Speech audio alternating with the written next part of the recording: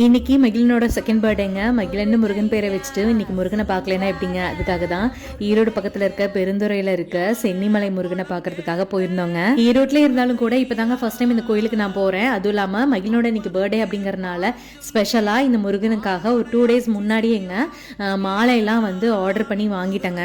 இன்ஸ்டாகிராமில் செக் பண்ணிங்கன்னா ப்ளூமிட் அப்படின்னு சொல்லிட்டு ஒரு பேஜுங்க. பட் சத்தியமங்கலத்தில் பூ மார்க்கெட்டுக்கு பின்னாடி தான் இருக்காங்க.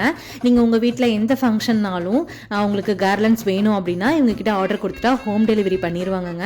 நான் கேட்ட மாதிரி 2 அடி மாலை வந்து முருகனுக்கு சூப்பராக எனக்கு ரெடி பண்ணி கொடுத்துருந்தாங்க. சாட்டர்டே மார்னிங் இயர்லியராக கிளம்பணும் அப்படிங்கறனால நான் ஃப்ரைடே ஈவினிங்கே கேட்டிருந்தேங்க. கேட்ட டைமுக்கு கரெக்டாக எனக்கு டெலிவரி பண்ணிட்டாங்க. இந்த மாதிரி பாக்ஸில் வந்து சூப்பராக எனக்கு வந்து பேக் பண்ணி கொடுத்துருந்தாங்க. நான் வீட்டுக்கு வந்தோடனே எடுத்து ஒரு கவர் போட்டு ஃப்ரிட்ஜில் வச்சுட்டாங்க. சாட்டர்டே தானே கூட்டம் இருக்காதுன்னு நினச்சோங்க. எனக்கு கோவில் நல்லாவே கூட்டம் இருந்தது. ஆனாலும் சாமி சீக்கிரமாக தரிசனம் பண்ணிட்டு வர மாதிரி தாங்க கூட்டம் இருந்தது. சாமியை வந்து ஃபோட்டோ வீடியோஸ் கண்டிப்பாக எடுக்கக்கூடாதுன்னு சொல்லிட்டாங்க. அதனால எதுவுமே நான் ஆட் பண்ண முடியலங்க. அப்படியே சாமி கும்பிட்டு வீட்டுக்கு வந்தாச்சுங்க.